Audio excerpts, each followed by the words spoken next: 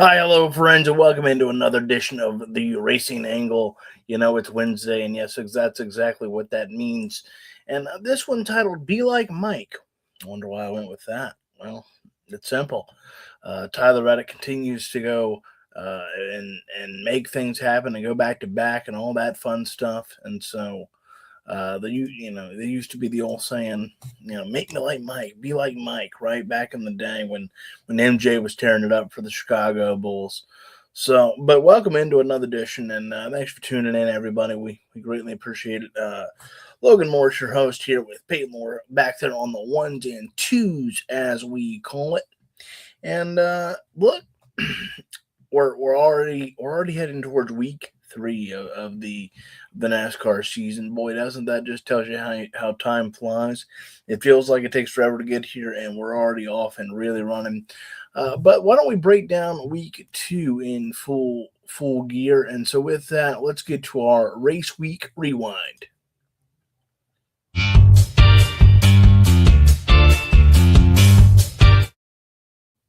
All righty, folks, let's talk about it. Let's see what happens.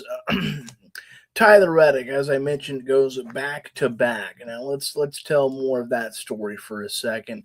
It was under the guise of the fact that qualifying was canceled due to inclement weather. A little bit of rain came on through. Mother Nature was kind to NASCAR last year. I don't know if that's going to continue. And but qualifying was canceled, so Reddick was on the pole via the rule book after the weather forced the session off. Uh, and so they do that via the metric, and then plus where you finished last week, he won, and he's on top of the point standings as we currently speak. And so, of course, he would be placed pretty darn high, right? So he's got the good starting spot. But in Atlanta, that's not that big of a deal. That's when coming up to Coda here, that's a little different, right? It's a little different. But Atlanta qualifying due under the what is the new Atlanta, not that big of a deal. Reddick was involved in a mid-race wreck that tore off his right foot fender, yet he battled through the field, not only took the win in dramatic fashion. Um, Look, you got to give credit where credit is due. I mean, Tyler Reddick and 2311 as a whole is really doing like gangbusters. We know that Bubba Wallace has been up there in contention for the win the first 2 weeks. He's came up short, but boy, he has been absolutely, he's been absolutely in contention, right? And so there is no doubt about that. And then Tyler Reddick pulling off the win, and really Riley Herbst has yes, Riley Herbst crashed out this week, but overall, I've been pretty impressed with his performance in the first two races of the season. We know he's for all intents and purposes, we know he's fighting for his Cup Series life. Corey Heim is breathing down his neck. Riley Herbst certainly has that ride for this season, but how long will he have it? And how long should he have it? With Riley Herbst, and looking probably behind his shoulder, Corey Heim, all throughout the year. The motivation is going to be high. But back to Atlanta, what a dramatic way to get a win and go back to back. That doesn't happen often. I believe he's only the sixth driver all time to start out the season going back to back in NASCAR. That is rarefied air. And then to do it, I think it's kind of extra special. No disrespect to everybody that did it before, but to do it on two drafting tracks, two tracks where one wrong move and it's pandemonium, it's chaos. You got to give credit to just there's a little bit of luck involved, no doubt, but the skill of Tyler Reddick. Remember, he's coming off not a rough season, but a less than to be desired season. Didn't win last year, and obviously he had some issues on the personal front with his son. And then for him to start out like this, hats off to him, because man, you marvel. And then the interesting thing is, with 2311 thriving like they are, Uh, JGR is not thriving. It's two races. You don't want to make too much of anything. But JGR is not off to a hot start. And so we know how Coach feels about competition. And obviously, we know what happened with Furniture Row and Barney Visser and all of that. And so it's just interesting to see Toyota for now, for the first two races of the season, believe it or not, have a new top dog. And who would have thought that coming into the year? And again, don't want to make too much of two races, but we have what we have, right? And 2311 is hotter than a pistol. And you got to give him credit, Michael Jordan there, and say what you want about Michael Jordan. Some people like him, some people don't. But you know what this is great for? A sport in terms of mainstream coverage, because Michael Jordan gets mainstream coverage in a way that no NASCAR individual can. None, zero, zilch. I don't care who you're talking about. They don't get the coverage that Michael Jordan gets. The fact that Michael Jordan owns this team and is associated with this team is huge for NASCAR, especially with them having great success to start out the year. And we've seen him get the interviews and all that sort of thing. That's the kind of stuff that goes up on SportsCenter. That's the kind of stuff that goes on the talk shows, because that's who people pay attention to, right? We know that NASCAR is in a period of flux in terms of stars. There's not many household names. You can make an argument there is no household name right now in NASCAR. There is almost nobody that you go, yeah, I know that guy. He's a NASCAR driver. Chase Elliott, maybe, but I mean, you think about it. We're in a period where, and this is no disrespect to any of the current crop of drivers, anybody that is currently associated with the sport at all. I mean, look at the success that Dell Jr. and Dell Sr. to this day have in terms of merch and diecast sales. Says all you need to know. And I'm not putting them down at all. But the fact that they're still so high up on everybody's list as far as adding to cart on NASCAR.com or Lionel Racing and all that, it says all you need to know. NASCAR is in an era where they're having a hard time creating stars and creating personality that is bigger than just the sport. And when Michael Jordan became a part of the sport, and with Denny Hamlin co-owning a team, 2311, that is huge. And now for them they've been successful. They've had some wins. They've had some times. They've had some success. But to win the Daytona 500 and then follow that up with a win at Atlanta, and Michael Jordan has been there both times. He's interviewed. He's in victory lane. It is a different stratosphere than anybody in NASCAR, whether that be a driver, a former driver, an owner. I mean, it's a different stratosphere than even Dell Jr. is capable of doing as an owner. It is, because he's Michael Jordan. And so for him to have success, again, say what you want about 2311, say what you want about Denny Hamlin. Maybe you're not a Toyota person, whatever it may be. Everybody's got their biases and opinions. It is huge for this sport to have Michael Jordan as a representative and be out front and do all those great things. Other thoughts on the race as a whole. Carson Hocevar continued his aggressive driving. We had the green light checkered, and the first green light checkered, he got into Christopher Bell, and it wasn't intentional that he wrecked him, but it certainly was intentional that he was taking up every inch of space he possibly could. And I talked about Carson Hocevar last week, getting into it with Carson Ware at Daytona in the O'Reilly race, the O'Reilly Auto Parts race. And, I said I thought he came off like a spoiled brat. And he didn't do anything to kind of shift my view,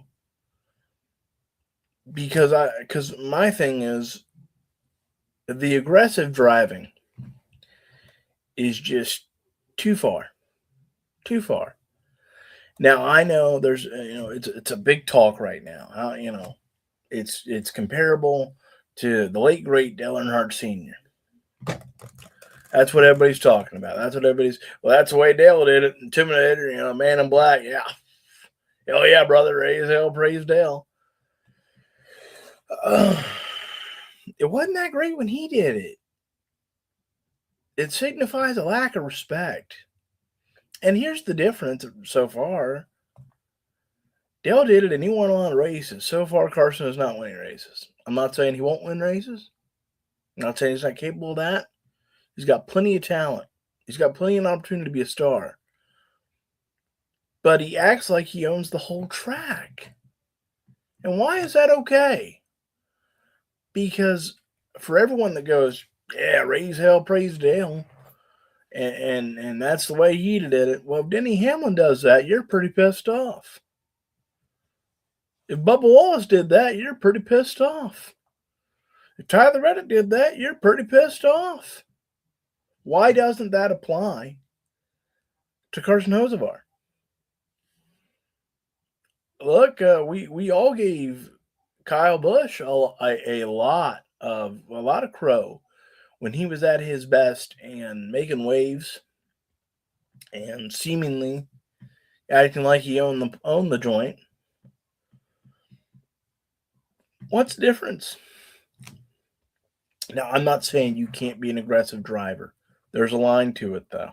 There's a line to it, and right now I think we're crossing it because he filled himself in that gap and had no wherewithal or thought about what Christopher Bell might be doing or Karen. And you might say, well, he's going for the win. We were just getting on the restart. If you're taking the white, I'm not necessarily that upset, especially for a guy looking for his first win. But we can't even restart properly because you're trying to take up the whole track. And again, you can be an aggressive driver, and I can respect that. Ryan Newman was as aggressive as they come, and I'm sure still is in the wheel and modifieds and the late model races he runs. But he didn't ruin a whole lot of people's day. He certainly made it hard to pass him. He was, some people called him the kidney stone out there. But this is going too far. He's tearing up cars, and he doesn't care because it's not his cars. And he doesn't have to. I get that. Everybody wants to talk about that. Yay. But again, if somebody you don't like does that, if Denny Hamlin does that, if Bubba Wallace does that, if you're not a Hendrick person, if one of those drivers do that, oh, it's a problem. It's a lack of respect. It's this, it's that. The shoe's on the other foot here. The shoe's on the other foot. I just don't. I do not understand why those that are praising Carson Hocevar for this behavior don't apply that to the drivers they dislike or have some bias against.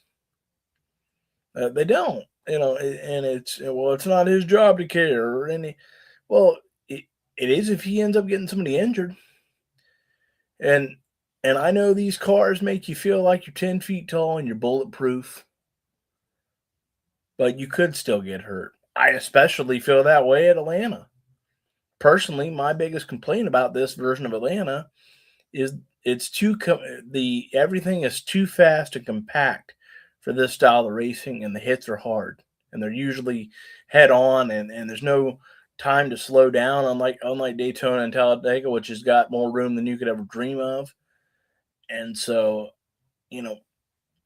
it's one thing to be super aggressive at a short track and do some dumping, but at a place like Atlanta, what it is right now, for him to be that reckless, it's dangerous. It's flat dangerous for the whole sport. And it's dangerous for him. He could fool around and hurt himself at Atlanta. Again, if you're dumping somebody in Martinsville, rattling the cage, so to speak, hey, that's why Matt Kenseth waited until Martinsville to get Logano back, right? I know I don't know to this day that Matt Kenseth admits that he didn't blow a tire, but we all know it. And so it's different at a place like Atlanta or Daytona that you're out here acting like you own the place. If it's a short track, Martinsville, Richmond, Bristol, of course. Again, not great, not thrilling, not awesome for those that got to pay a lot of money for these tore up race cars. But it's a little different in terms of safety. It's a little different in terms of the likelihood that somebody gets hurt. Just my thought. I think it's going a little too far. Other thoughts, Chase Briscoe had a nice bounce back day for Gibbs. He's back in the chase after a disastrous Daytona. Chastain was P3, Carson Hocevar P4, and Daniel Suarez running on top 5. So nice look, despite what I just said about Carson Hocevar, brought it home. Good result, P4, and then Daniel Suarez P5. Good day for Spider Motorsports on the Cup side. Other thoughts on Atlanta before we keep moving it along? I just we wrecked so many cars at Atlanta, and again, I said last week that there isn't a certain appeal to crashes. There is, and I know some people disagree with that take. I know that's hot. I get it. But at what point are we kind of embarrassing ourselves? I mean, I think only 9-10 cars didn't have some form of damage. Is that what we've become? Is that what sells the sport? Is that what people want to see?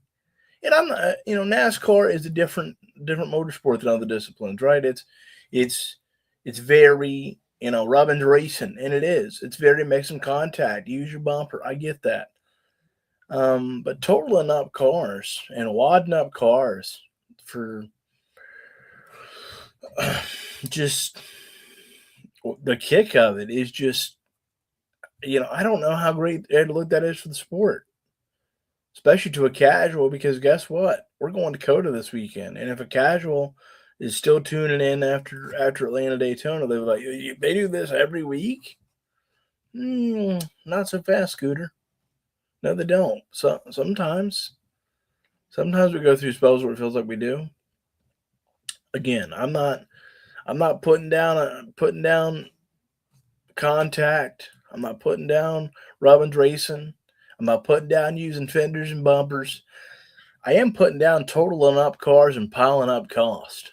For a sport, think about this. It's almost, in some ways, it's hypocritical. NASCAR is in an era where they're doing everything they supposedly can to cut costs for the ownership of the brass, right?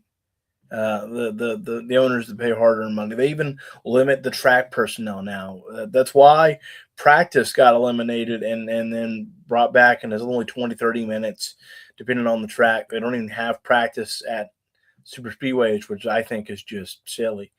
I think that's just frankly stupid.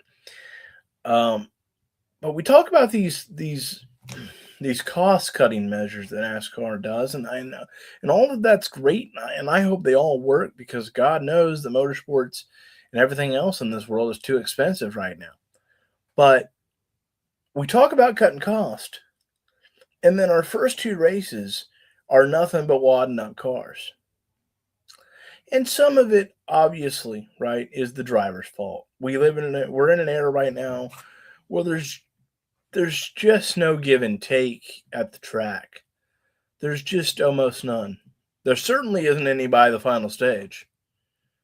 There's just, we saw Kyle Busch complain about it with whatever happened between he and Gregson on Sunday. He goes, "That's kids these days," and in kind of classic Kyle Busch fashion. But we talk about saving cost on one side here, and then our first two races, and again, we should always start at Daytona. But do we need to do Atlanta right after? Couldn't we get a jump on the West Coast swing? Couldn't we go down Dakota? Do we need to do Atlanta right after? I don't know. I just don't know that I don't know that that's conducive to saving costs. to saving money. Matter of fact, I know it's not because, again, look at all the cars are crashing. Somebody has to pay for that. Somebody has to pay for that. And I know it's Lego pieces, and I know it's cheaper. But is it that much cheaper? Based on what we found out about during the antitrust lawsuit, we don't know that it's that much cheaper than it ever was. It just something to think about, folks. So let's move it along and get to some really great news. Sheldon Creed scored his first ever victory in the NASCAR O'Reilly Auto Parts Series. Man, how cool is that? How cool is that? How cool is that? Because we know Sheldon Creed's been trying and got that slew of second places. He's got a slew of second places. He's got a ton of third place finishes.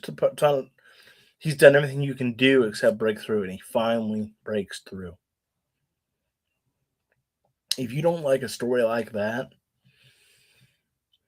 even if you're like, I'm not a Sheldon Creed fan, and if you're not, more power to you, right? Whoever you want to root for, that's your business. But if you don't like the fact that Sheldon Creed won on Saturday evening, don't even watch. Don't even watch. Because, man, that's what this sport's all about. That's what motorsport's all about. It's putting in your work for your whole life. And it's, number one, it's trying to get a chance to make it like these guys are. But then once you're there, it's praying for that opportunity to win. And then finally getting it. I mean, his face told a better story than any of us ever could about how special that was to that young man. I could not be happier for him. And new winners are good for the sport. But especially someone that has come up short time and time again. And that's a gut punch. It's real easy to sit here, and I've done it myself. We sit here behind our keyboards on our podcast, on our laptops, on X and whatever it may be, and we act like, well, this guy doesn't deserve this, he ain't one. And we sometimes forget there's a human being there, and we sometimes forget that they're likely busting their ass more than we could ever imagine. It's probably sleepless nights and doubt and grief. Pardon me. And it's probably more than we could ever imagine in terms of pressure, in terms of, because Sheldon Creed knows he hasn't won. And I'm not even talking about Sheldon Creed entirely here, but just the guys that we in the Cup Series right now. It's, well, Ty Gibbs hadn't won. Why has he got that ride? Because his grandfather's, Joe. You don't think Ty feels that pressure? You don't think he's not aware he hadn't won? And so, and again, I'm not putting anybody down because we've all, like I said, I've done it, you've done it. We all sit on our podcast, our X accounts, our Instagrams, and we go, don't know what so and so did to be there. They certainly haven't won yet. Well, we can't say that about Sheldon Creed in the O'Reilly Auto Parts Series anymore. And I, for one, am damn glad of that, because no matter your thoughts on Sheldon Creed, his face told a better story than anything ever could. Now, other thoughts on the O'Reilly Auto Parts Series race at Atlanta. This looked like it was going to be another Austin Hill win till Ross Chastain essentially said, have you guys tried wrecking him? Because that's pretty much what that looked like to me. I know it probably wasn't as blatant as it looked. But boy, Ross was like, hey, you guys tried just taking him out? See if he can still win after he wrecks the car. And I said a lot of great things about Austin Hill last week as a super speedway racer. And personally, I think he lived up to every single one of them. He had a shot to win at the final lap, and if Ross Chastain wasn't trying to pretty much put a round peg in a square hole, there's a great chance that I'm talking about an Austin Hill win. You don't know how it would have played out exactly, right? It's a drafting track, but the odds were good. The odds were really good. But good, when I'm and I don't like the Ross Chastain essentially said, hey, that's a nice piece of real estate you have on this track. Be ashamed if something happened to it. But great again for by hook or by crook. Great again for Sheldon Creed, man. If that isn't just again what this sport is made of and what it's all about, check your engine, give it some gas, folks. And then finally in the truck race, Kyle Busch wins a weather impacted truck race. The race started with the announcement the race would end at scheduled time. It ended up going 10 laps less than the scheduled distance.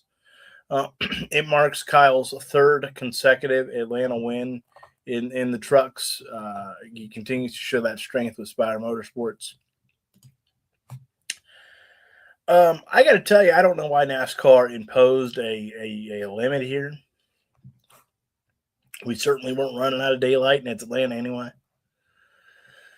I know there's TV windows and all of that, but it ended up going 10 laps less. The CW can't wait 10 more laps. What is there? Some Dawson's Creek run that's got to air? I mean, I know that the CW, like everybody else, is building up their program, the programming in this era. But I just don't like that a NASCAR sanctioned event, especially one of the top 3 series, gets shortened because of TV windows. Now, there was a weather delay. There was a weather delay for an hour. But again, it's Atlanta, not Dover. It wasn't the Chicago Street Course. Atlanta has lights. In July, they'll be back under the lights. I just,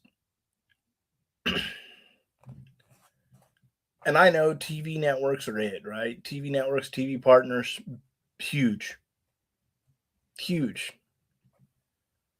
But they can't hold out for 10 laps at Atlanta?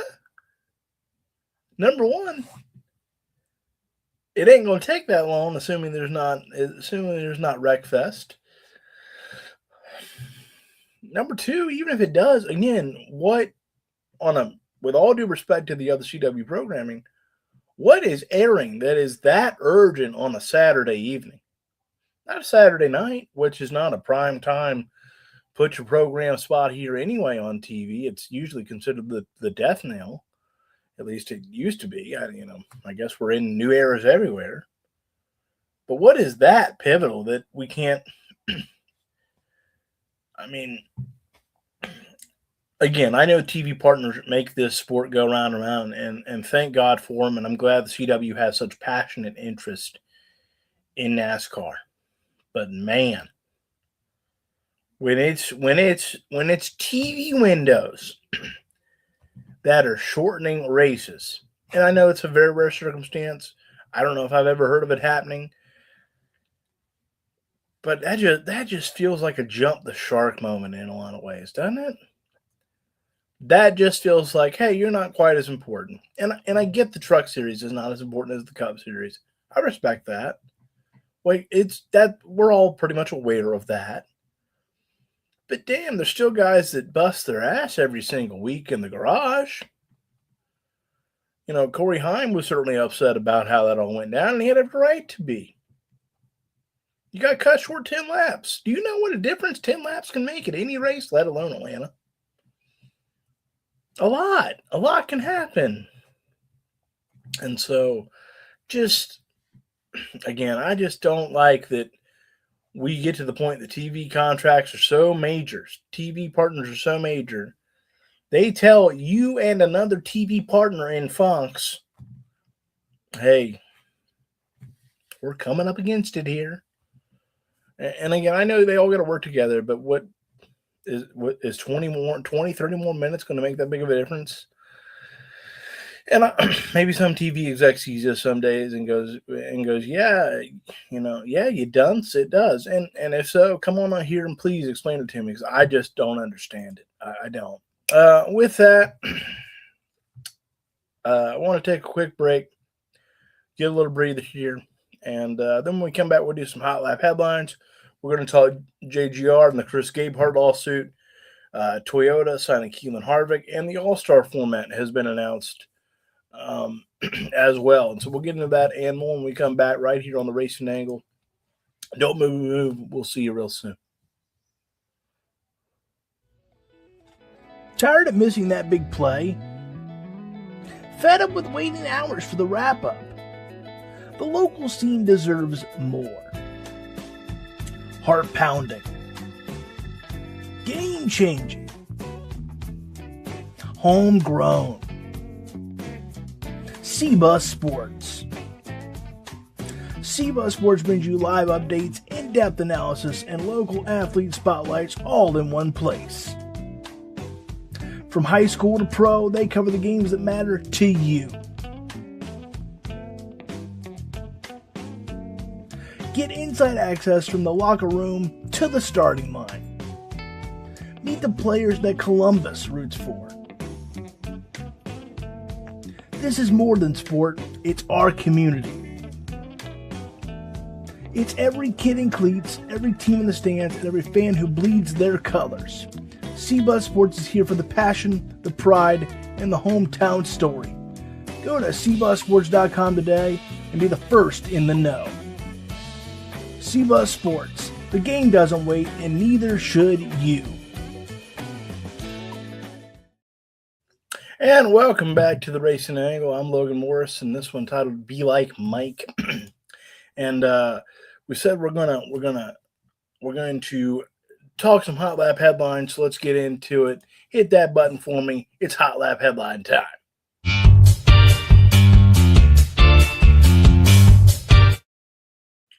All right, so some of the big news of the week has been the Chris Gabehart JGR lawsuit, and not a lawyer, so I'm just going to get into what I know. Not a lawyer, taking the same approach with NASCAR Part 2 as they did with Part 1. I want to talk about facts. They are alleging that Chris Gabehart essentially stole sensitive information and shared it with Spire. Whether that be, race setups, data analysis, pretty much anything vital you could think to take, they are alleging that Chris Gabehart took and shared that sensitive info with Spire. Now, Chris Gabehart obviously pushed back, said that's not the case, it's not true, this is that. And then Spire hires him in a major role with the chief motorsports officer, which sounds like a dressed up title for the same thing he did at JGR last year. And then it gets interesting because it broke late last night. The JGRs amended their lawsuit to include Spire now and not just Chris Gabehart. And then they're seeking an injunction and a restraining order against Gabehart, which would ban him if it was upheld for 18 months from Spire. Now, again, I want to stress, don't know the facts, don't know the both sides of the story, don't know any of those things. So I want to stress this. I have no idea on the facts and the figures. I will say this. I will say this. It is odd the way that Chris Gabehart just kind of departed JGR last year. We talked about that at the time. There were some allegations. there were some rumor and scuttlebutt on, a team knowing that another team took their information in the Reddit circles, in the Twitter circles, and we didn't hear much about that. If you recall, last year that was talked about for a very short time, and so now kind of put two and two together, and here we are again. Don't know the facts. Don't know Chris Gabehart's side of the story. Don't even really know the full side of the JGR story yet. They're seeking $8 million in damages and more. It is odd the way that Chris Gabehart left JGR, and it's clearly says something to the confidence of Spire that they're willing to officially announce his hiring under amid the legal duress. Now, again, we'll see how much he can do depending on how that injunction goes in terms of how that's ruled, and all of that. And again, I'm not a lawyer, so I don't speak legalese, but kind of sad to see it. It's I know it's good drama. It's this, it's that, but like Chris Gabehart is part of the reason that Denny Hamlin is a first ballot Hall of Famer. We know that Chris Gabehart is great at what he does, and I'm not suggesting that these things are true or untrue, but his resume proves he is undoubtedly great at what he does. That's why Coach Gibbs put him in the competition director position in the first place, because he's proven he is a commodity. He has proven he's a great motorsports mind and really understands the proverbial nuts and bolts, and I'm sure that he understands the true nuts and bolts of the sport. And so it's just kind of sad to see all this, and again, allegations are allegations, not facts. That's what we want to get into. But it's sad to see where things are. Going to be very interesting to see how it plays out. Because if Gabehart can work for Spire during this process, that's a great get for Spire. It's a legitimizing hire for Spire, no matter what this lawsuit alleges. Because again, his resume proves that. His resume proves that undoubtedly. So it's going to be interesting to see how it all shakes out. We'll keep you up to date on it. Again, I don't want to get into a ton of it just because we don't know the facts. And we don't have any idea which way it's going to go. It's so early, and the wheels of the justice system turn slowly. Slower than your all-time favorite back marker. It's a slow process, and so we'll see how it all shakes out. And Toyota signed Keelan Harvick to a developmental deal, and this was a real surprise. A real surprise. Because given his father's ties to Ford at the back end of his career and Chevrolet at the first half of his career, to see Keelan Harvick end up in the Toyota pipeline is a stunner. It is an absolute stone cold stunner. Ryan Blaney said this week, I believe it was on Door Rumble Clear, that he thought Keelan was kind of destined for Hendrick Motorsports. And clearly, you never say never. But I'm going to go out on a limb and say that's not going to be his first team in NASCAR. That's not going to be that isn't going to be his first landing spot, right? You'd have to think that his first landing spot is Joe Gibbs at this point. He is still just 13. So the landscape of the game is going to change in a big way in the next 3 or 4 years, because one of the most unique things about NASCAR is the way the landscape does change so much. And it's at such a breakneck pace. And so what is Keelan Harvick's future? Again, way too early to say for sure. I mean, could 2311 be the Toyota power by the time he is he's on his way to the Cup Series. That might seem unlikely. That might seem crazy to some to even think about. I'm not saying that's going to be the case. But Coach is only getting older. We know that things change with ownership as in an insane fashion. And so maybe 2311 is his first home. Maybe Legacy Motor Club is his first home because we don't know what kind of log jam will be at Toyota by the time Keelan gets there. But the fact that he is a Toyota driver and not a Chevrolet driver and not a Ford driver, swing and a miss for Team Penske, swing and a miss for Mr. H, and especially for Mr. H, it's rare he swings and misses.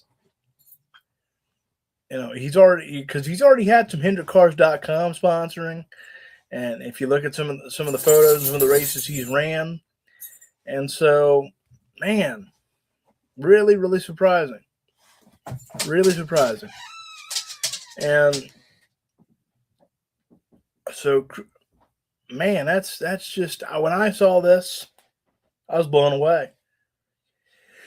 Because think about it. If you're Toyota, in a lot of ways, you didn't just get Keelan Harvick.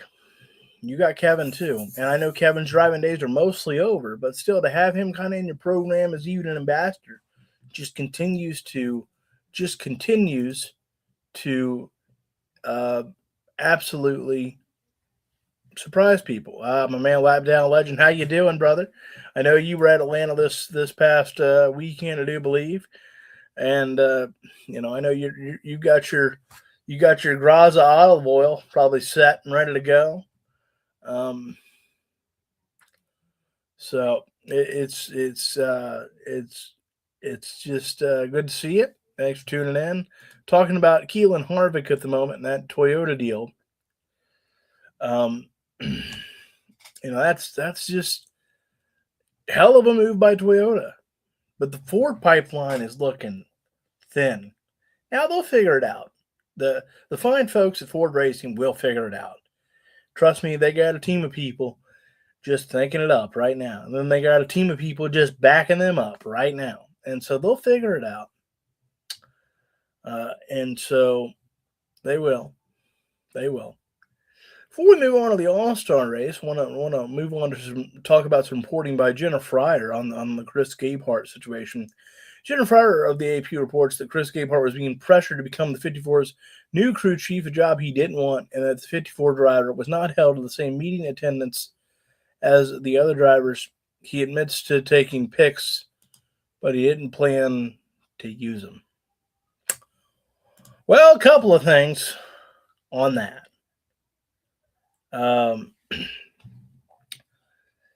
Couple things on that. Number one, the driver of the 54, one Tyson Gibbs, should be held to the exact same standard, if not more, because of any nepotism allegations. And so, if that reporting is true, and I say if, because just because it's reported don't make it a fact. I'm surprised by that because Joe Gibbs is a damn good man. He's a shrewd businessman, don't get me wrong. But as a human being, he's about as top notch as they get. And I would think that he would instill discipline in Ty. And maybe Joe Gibbs has not as much to do with it as I think. When you are running these huge corporation-like teams and huge corporations, period, a lot can kind of fly under your nose. And so maybe it's not as directly to him as I might be thinking.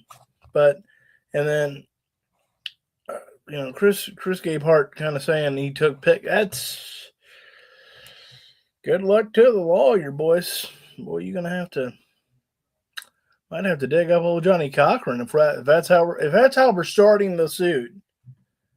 That is not great if you're Chris Gabehart, and frankly, if you're Spire Motorsports, if that's how you're starting things.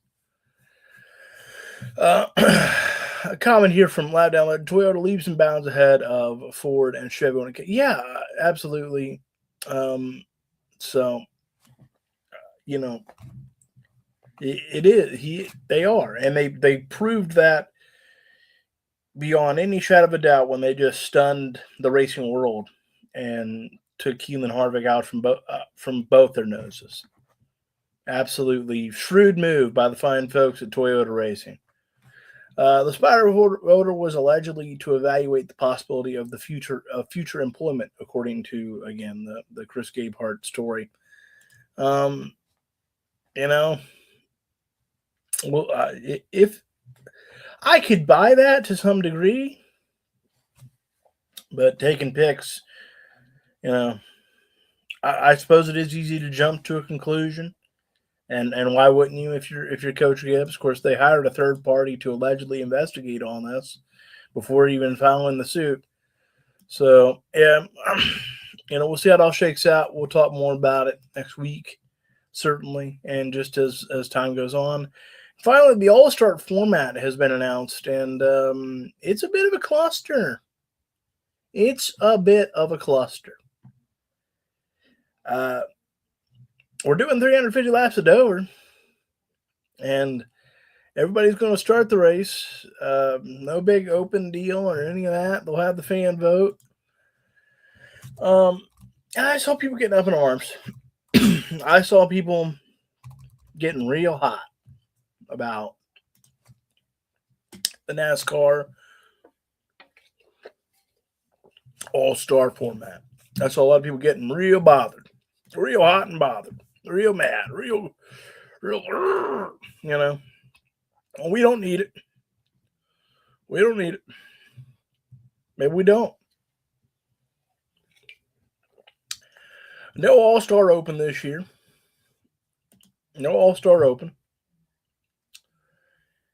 Instead, we're going to have qualifying, and that's all well and good. Look, do we need an All-Star race in 2026?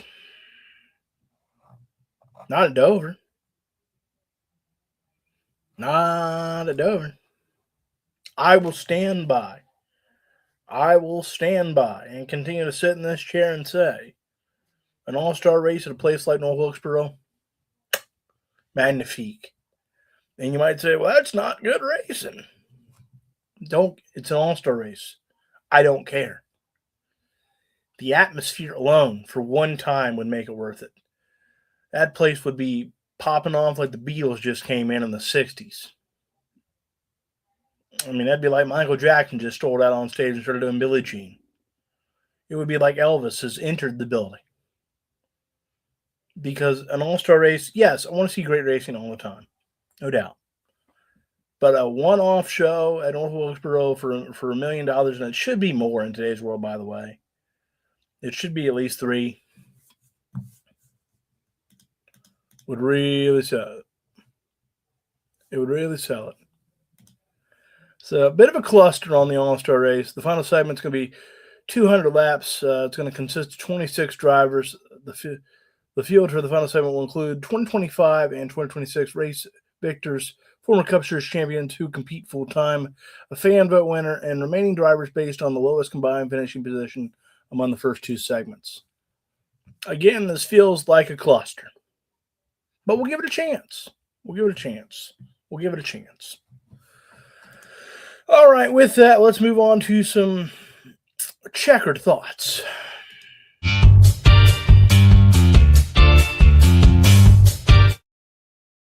All right, let's talk about it. So, Natalie Decker was a guest on Samantha Bush's podcast, Certified Overshare, and here were some quotes she had. I feel like I'm always misunderstood, but it's not really my job to make sure someone understands me.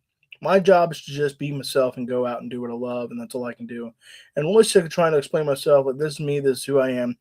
And you're either going to love it or you're going to hate it, and I'm fine with that. And I think it takes a lot to like come to terms with that kind of self-confidence. I'm not going anywhere.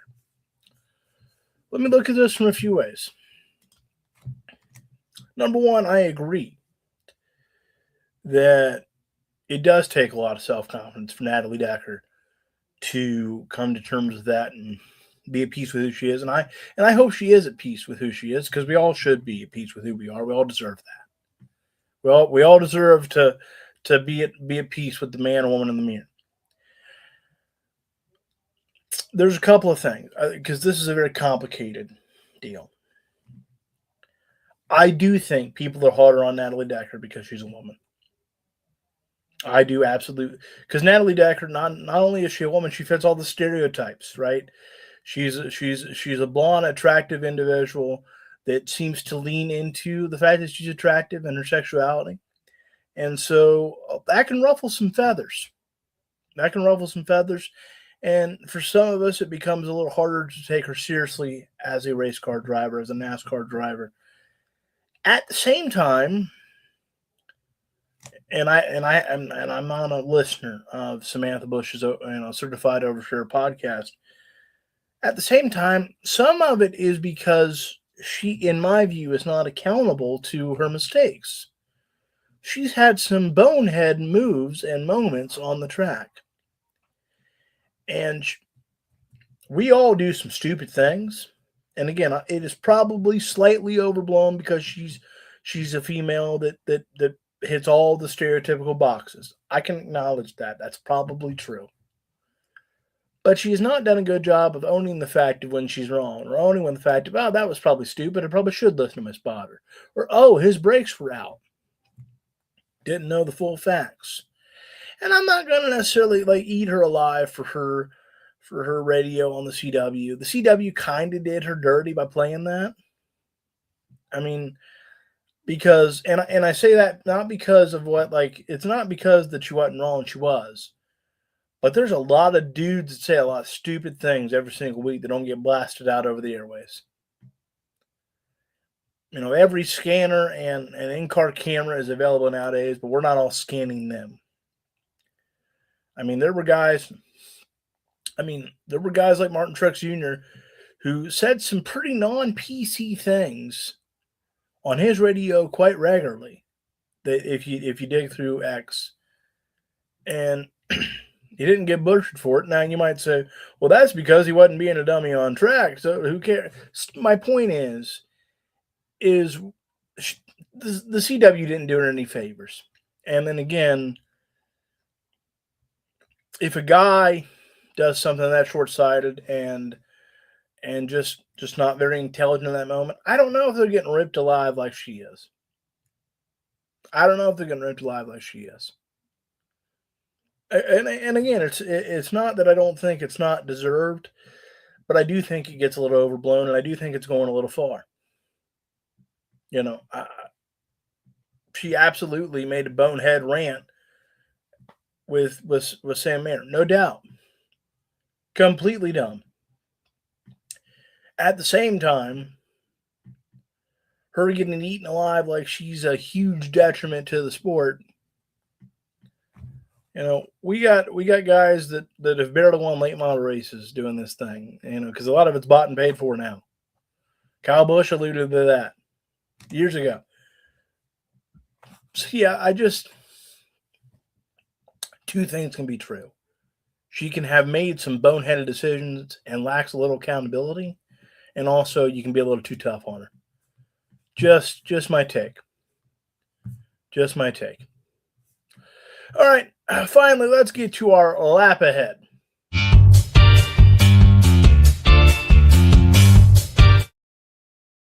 All right. So the lap ahead, here's where we bring in, because we got COTA coming up. That we got St. Petersburg and the trucks. We got St. Petersburg and IndyCar. We've got so much racing this weekend that if you want racing, here it is. Let's bring in our lovely producer Peyton, and let's make some predictions for this weekend. And let's talk about it again. We got a lot going on. We have a lot happening. And how are you, Producer Peyton? How are you? It's been a week. Well, it's only Wednesday, but It's been a week. All right. It's only Wednesday, but can you make some predictions with me? I guess so. Okay. Well, if you, as long as you think you can do it. All right. What do you say we get started at St. Petersburg with the trucks? Who you got? Saturday afternoon. I don't know anything about St. Petersburg. Mm-hmm. I know it's a Street course. street course. So I'm going to pick in the dark and I'm going to pick Dario Franchitti. Look, I think Dario's got a great shot. I'm gonna go with you on that. I'm gonna go with you on that. I'm gonna say Dario Franchitti gets it done as well. Um, and However, I have a bone to pick with Dollar Tree. yeah. I went there today and they were Uh, cash only. well, I will talk to the executives. God knows I love a good Dollar Tree these days. But Tyler Reddick becomes the first driver to win three consecutive races during the season.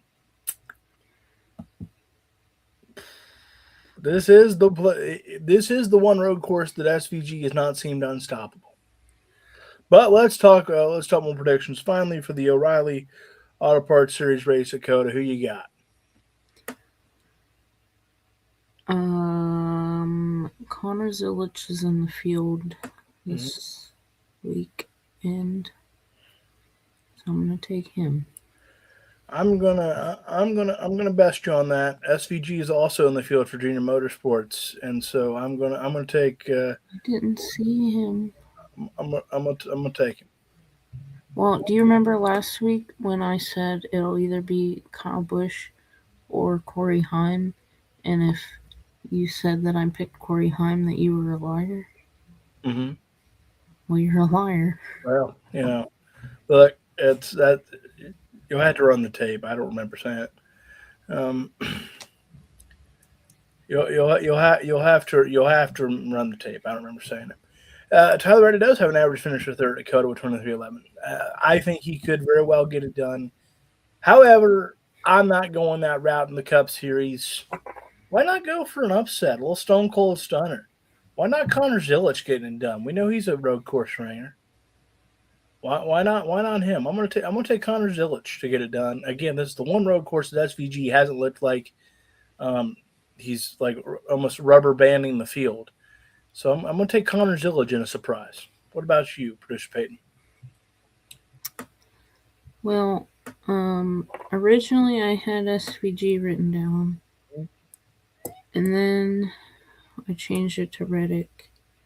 But now I look like I copied Lapdown Legend, but I swear I wrote it down beforehand. All right. So are you saying Tyler Reddick or SVG?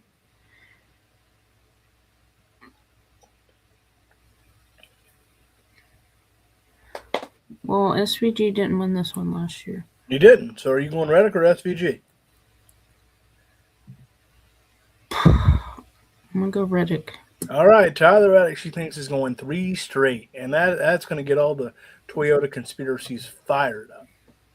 Won't it? It will. If that happens, man, the people that go them cheating yoders are going to be nuts. Are going to be nuts. All right, with that, we're running short on time, so let's hit our final lap. If I can find the button. That's what you're here for, honey.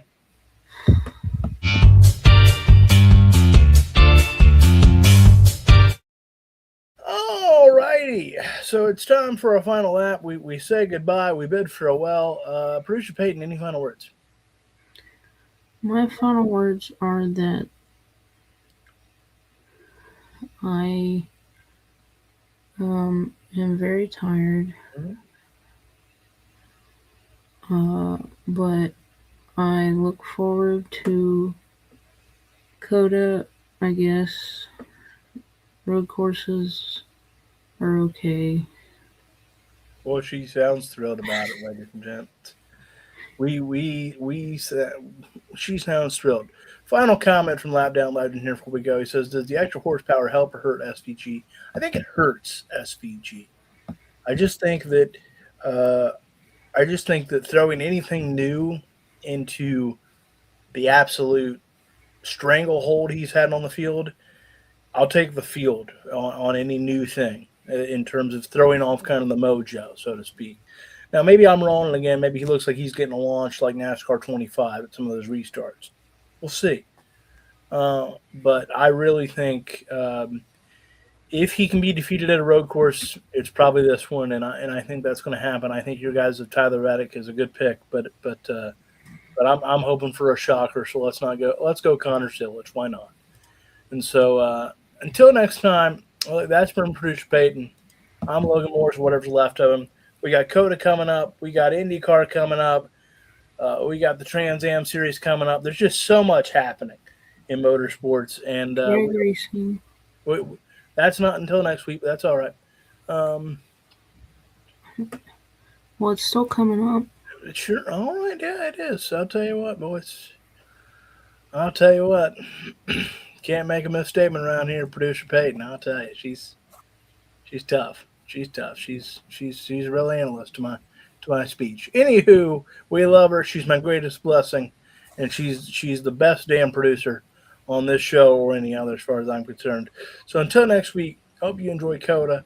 We will get producer Peyton some sleep, and she'll be raring to go after Coda. I guarantee you, she'll be fired up next week. And until next time, we'll see you at the next track.